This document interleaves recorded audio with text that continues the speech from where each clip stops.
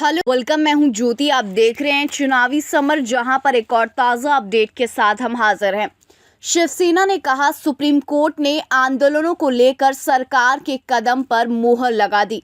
शाहीन बाग में सीएए के खिलाफ हुए प्रदर्शन के खिलाफ सुप्रीम कोर्ट के सुनाए फैसले पर शिवसेना भड़की। जैसे कि हम जानते हैं कि सीएए के मुद्दे को लेकर जनता के अंदर काफ़ी ज़्यादा सरकार के खिलाफ काफ़ी ज़्यादा गुस्सा है और लोग सुप्रीम कोर्ट से ऐसी उम्मीद कर रहे थे कि कोर्ट उन्हें शाहीन बाग में प्रदर्शन करने की परमिशन दे देगी, लेकिन कोर्ट ने ऐसा कोई भी फैसला सुनाने से इनकार कर दिया। कोर्ट ने कहा कि लंबे समय तक विरोध करके सार्वजनिक स्थान पर दूसरों के अधिकारों को प्रभावित नहीं किया जा सकता। कोर्ट ने यह भी कहा कि विरोध का अधिकार कभी भी और हर जगह नहीं हो सकता। कोर्ट के अनुसार विरोध करने के लिए दूसरों के अधिकारों को प्रभावित करने वाले सार्वजनिक स्थान पर लंबे समय तक कब्जा करके जारी नहीं रखा जा सकता है। ऐसे में अब शिवसेना ने सुप्रीम कोर्ट के फैसले पर निशाना साधा है।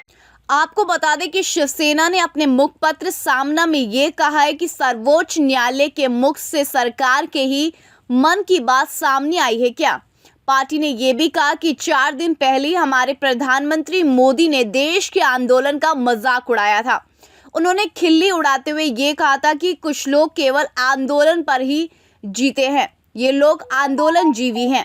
शिवसेना ने यह भी कहा कि अब सर्वोच्च न्यायालय ने भी प्रधानमंत्री के सुर में सुर मिलाते हुए आंदोलनकारियों को आंख दिखाई है। पार्टी ने यह भी कहा कि सर्वोच्च न्यायालय ने आंदोलन के मामले में सरकार के कदम पर मुहर लगा दी है। शिवसेना ने सामना में यह कहा कि दिल्ली की सीमा पर किसान 3 महीनों से सड़क पर आंदोलन कर रहे हैं। स्थिति यह है कि सरकार जो 3 कृषि कानून लाई है, उसके कारण देश की कमर टूटती जा रही है।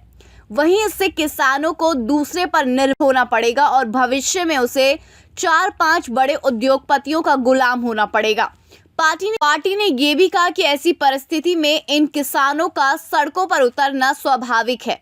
शिवसेना ने यह भी कहा कि जिस हिंदुस्तान के संविधान की बात करते हुए सर्वोच्च न्यायालय ने आंदोलन पर मार्गदर्शन किया है, वहीं हिंदुस्तानी संविधान किसानों के नागरिक अधिकारों की रक्षा करने में असमर्थ साबित होगा तो क्या करें।